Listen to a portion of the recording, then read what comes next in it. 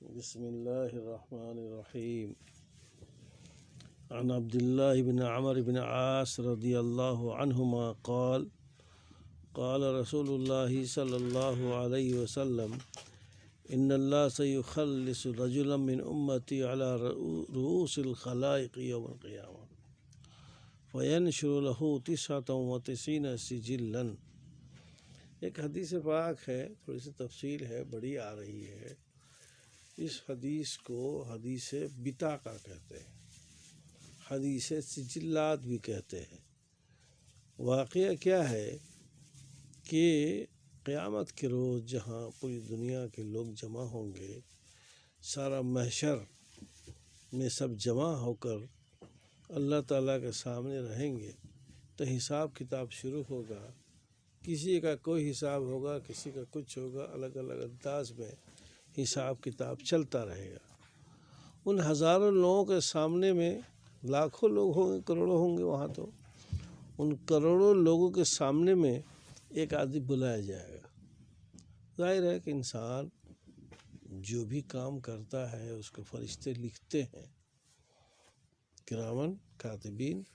داہنے بازو پر جو لوگ ہیں وہ نیکی لکھتے ہیں، اور بائیں بازو پر جو لوگ ہیں وہ برائی لکھتے ہیں. اور ہم تو اب ایک بات اور کہتے ہیں ہمارے ماڈرن حساب سے. ہم یہ کہتے ہیں کہ آج کل موبائل ہے، موبائل میں چپس لگا ہوا ہے، اس میں سارا فوٹو آتا ہے، سارا ٹیپ ریکارڈ ہوتا ہے. آج کل بہت ساری چیزیں ایسی چل پڑی ہیں جس کی وجہ سے گھر بیٹھے آدمی کسی کے بھی جاسوسی کر لیتا ہے، سارا کام ٹیپ کر لیتا ہے، ساری حرکت اس کی مان لیتا ہے، سارا جو ہے عمل جو ہے سب وہ کیا کیا کر رہا ہے نہیں کر رہا ہے، کیمرہ لگا ہوا ہے سب. تو ایسے اللہ تعالیٰ کا ہے. قیامت کے روز یہ چیف جو ہے اللہ تعالیٰ کھول دے گا کمپیوٹر، دیکھو اپنی ساری حرکتوں کو. تو اس جب کمپیوٹر نہیں تھا اس وقت لوگ کیسے سمجھایا جاتا؟ تو ایک سمجھا رہے ہیں کہ مثال دے کر کے کہ ایک آدمی کو قیامت کے روز لایا جائے گا، ہزاروں کا مجمع ہوگا. اس سے کہا جائے گا، اے اللہ رکھا، بول تو دنیا میں کیا کیا کام کیا، کتنی نیکی کی ہے، تو نے اتنی برائی کی ہے. سارا اس کے سامنے اعمال نامہ لا کے رکھ دیا جائے گا. اس اعمال نامہ میں دیکھے گا کہ بڑا بڑا رجسٹر رکھا ہوا ہے، بڑا بڑا رجسٹر رکھا ہوا ہے، اس کے گناہوں کا کرتوت سب لکھا ہوا ہے اس میں. اور ایک رجسٹر جہاں کیا کہتے اتنا بڑا، جہاں تک نگاہ جا رہی وہاں تک پھیلا ہوا ہے.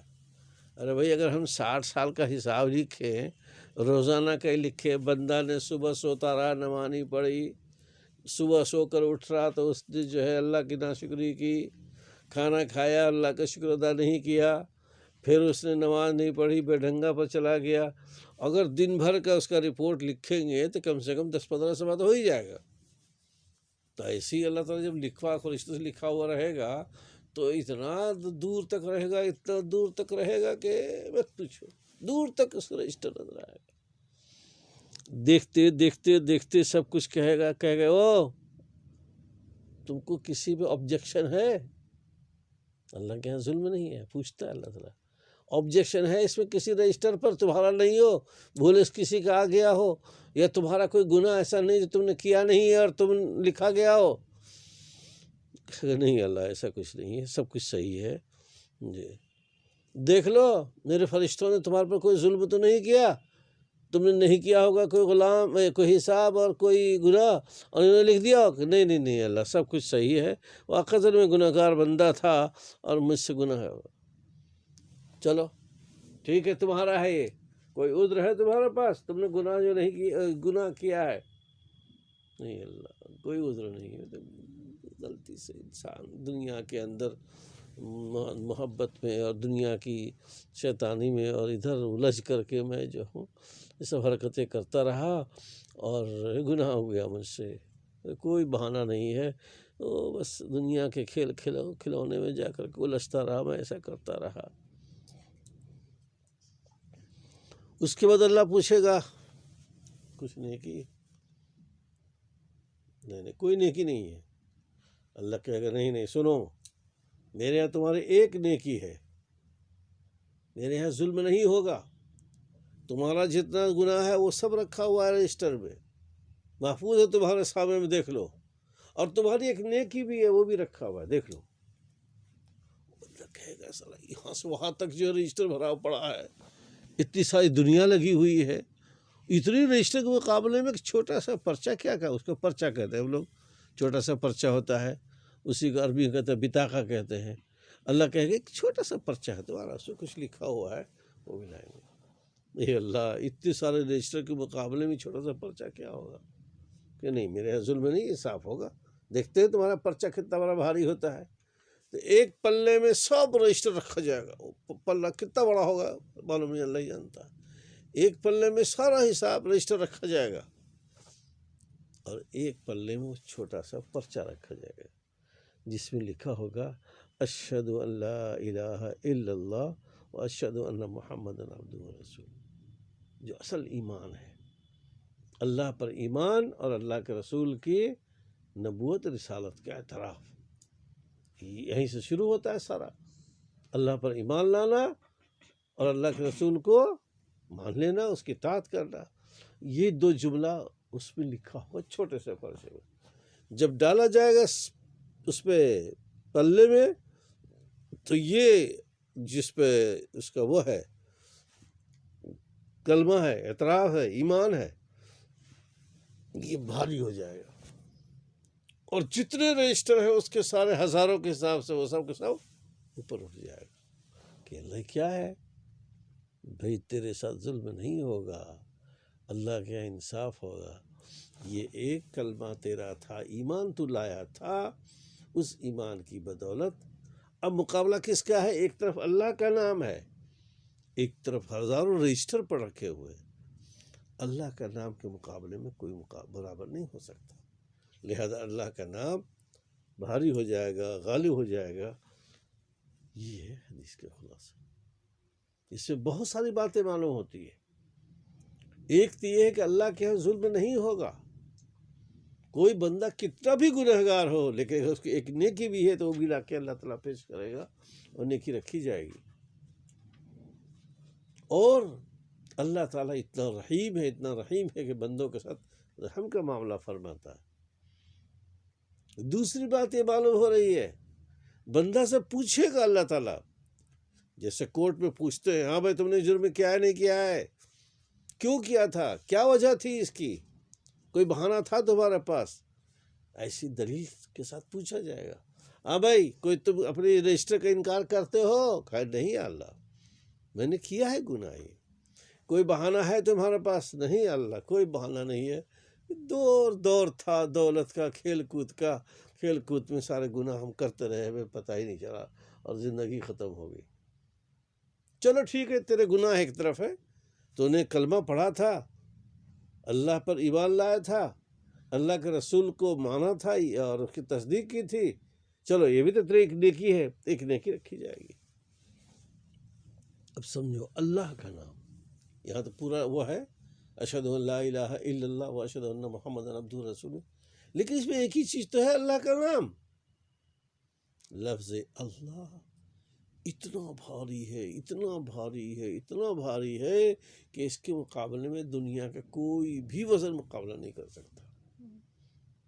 ہم مثال دیں، قرآن جب اترتا تھا، قرآن کا ایک ایک لفظ اتنا بھاری ہے، جب اللہ نے کہا کہ پہاڑو لو انزلنا هذا القرآن على جبل لرأيته،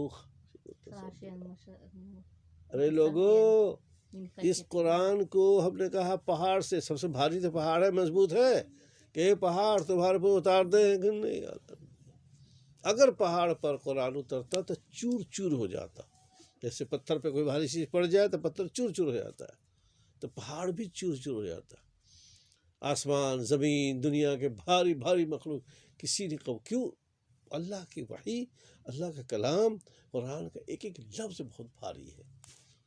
آپ صلی اللہ علیہ وسلم پر جب وہی نازل ہوتی تھی آپ کا چہرہ بگڑ جاتا تھا، پورا چہرہ سرخ ہو جاتا تھا، حالانکہ آپ کی بہت طاقت تھی آپ کے اندر، آپ صلی اللہ علیہ وسلم کے اندر طاقت بہت تھی، پھر بھی وزن کی وجہ سے آپ کا چہرہ سرخ ہو جاتا اور خراٹے جیسے آواز آنے لگتی تھی آپ، اور یہ وہی 23 سال تک اترا آپ پر، 13 سال مکے میں اور 10 سال مدینہ منورہ میں، تو اس وجہ سے بہت بھاری ہے۔